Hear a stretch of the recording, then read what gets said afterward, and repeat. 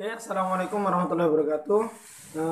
Kali ini saya akan melanjutkan presentasi daripada Saudari Indiani mengenai memahami diri. Jadi memahami diri itu juga ada poin ketiga adalah bagaimana mencari kebenaran. Kebenaran sendiri itu adalah sesuatu yang terdiri dari dua bagian. Ada yang dinamakan kebenaran hakiki dan juga kebenaran relatif. Bahkan ada sebagian mengatakan kebenaran bersama atau kesepakatan yang menjadi kebenaran kesepakatan. Yang pertama kita akan menjelaskan kebenaran hakiki. Kebenaran hakiki yakni kebenaran yang mana contoh saja kebenaran adanya Tuhan, kan seperti itu. Itu adalah kebenaran hakiki. Yang mana mudahnya kebenaran hakiki yang tidak bisa disangkal oleh otak. Contoh saja misal dalam rumus matematika bila A sama dengan C dan juga C sama dengan B, maka A sama dengan B, kan seperti itu. Intinya adalah kebenaran tersebut di akal kita memahaminya dengan sesuatu yang memang benar. Contoh saja, contoh kembali yakni nenek lebih tua daripada cucu. Itu kan kebenaran yang istilahnya otak pun tidak bisa menolak. Yang kedua, kebenaran yang bersifat relatif, yakni suatu kebenaran yang mana mungkin dianggap oleh seseorang itu adalah suatu kebenaran, tetapi pihak lain menganggap belum tentu kebenaran. Dan juga yang ketiga, kebenaran secara kesepakatan. Contoh saja kebenaran tersebut yakni lampu merah. Jika lampu merah maka hukumnya adalah berhenti. Ya, sebagian negara mungkin memandang hal tersebut sebagai hal yang benar. Dan tapi tidak pasti semua negara seperti itu. Ada Jepang mungkin misalnya yang agak menyeleweng dari hal tersebut. Contoh lagi, jika ada orang meninggal maka di suatu daerah benderanya harus ada bendera putih, maka ada orang meninggal. Tidak seperti itu juga. Ada sebagian daerah yang menggunakan bendera kuning, hijau dan lain sebagainya, seperti itu.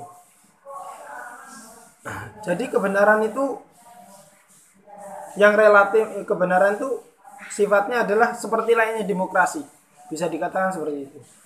Nanti dari rakyat, dari kita, oleh kita dan juga kembali ke kita. Ya seperti kata pepatah kan, siapa yang menanam kebaikan maka dia akan menuai hal yang baik. Oke, selanjutnya adalah mengenai menilai diri. Jadi mengenai penilaian terhadap diri sendiri itu kita harus melihat beberapa aspek, yakni pengetahuan kita terhadap diri kita, lalu pengharapan sebesar mana sih pengharapan kita agar diri kita ini kedepannya seperti apa, lalu yang terakhir yakni penilaian terhadap diri kita. Itu teknik-teknik dalam memahami diri. Setidaknya kita harus mengetahui kita itu seperti apa, lalu harapan kita ke depannya seperti apa, lalu penilaian kita itu terhadap diri kita sendiri seperti apa, baik juga penilaian masyarakat terhadap kita itu seperti apa, kan seperti itu. Jadi tidak lepas untuk teknik penilaian diri, kita tidak lepas daripada ruang lingkup juga terhadap masyarakat, karena yang bersinggungan dengan kita, karena kita makhluk sosial, bukan diri kita sendiri tapi juga orang lain. Dalam teknik menilai diri kita juga harus memahami beberapa hal. Yang mana yang pertama, tahu dari apa kita dibuat, sehingga nanti kita bisa introspeksi. Bagaimana kita mau sombong? Kita hanya dibuat dari sebuah tanah. Nah, seperti itu kan. Tanah kok mau sombong, seperti itu. Jadi hal tersebut dapat meningkatkan istilahnya penilaian diri kita. Kita melakukan A, maka kita berpikir. Yang kedua, siapa kita? Kedudukan kita apa? Toh kita bukan pemerintah, toh kita hanya rakyat biasa. Kita hanya orang yang sederhana, mau disombongkan, apanya yang mau disombongkan, kan seperti itu.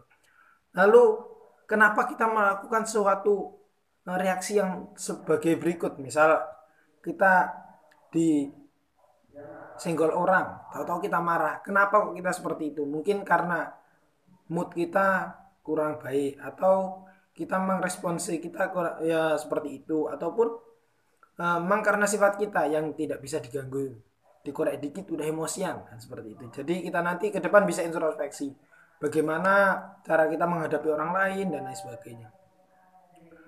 Selanjutnya adalah bagaimana kita melihat kelebihan kita dan juga cara memaksimalkannya. Teknik menilai diri seperti itu. Kita melihat potensi kita dulu. Misal potensinya si A ada di baca kitab atau di kiroah, maka bagaimana cara memaksimalkannya? Ya mondok di tempat yang sesuai, itu nanti akan memaksimalkan hal tersebut. Terus yang terakhir adalah melihat kekurangan kita dan bagaimana cara mengatasinya. Kekurangan kita, misalkan kita kurang kesopanan, kira kurang respect terhadap orang lain ataupun lain sebagainya, maka bagaimana caranya kita mengatasi itu? Kita harus belajar terhadap itu. Kita kurang bisa di matematika, maka kita harus belajar matematika. Untuk apa? Menanggulangi kekurangan kita tersebut. Ataupun kita kurang di matematika, caranya adalah kita majukan bakat kita agar matematika ini tertutup. Kita dapat memunculkan hal yang dapat menutup hal tersebut. Jadi seperti itu. Mungkin itu yang dapat saya sampaikan. Ada pertanyaan silakan sampaikan di forum diskusi.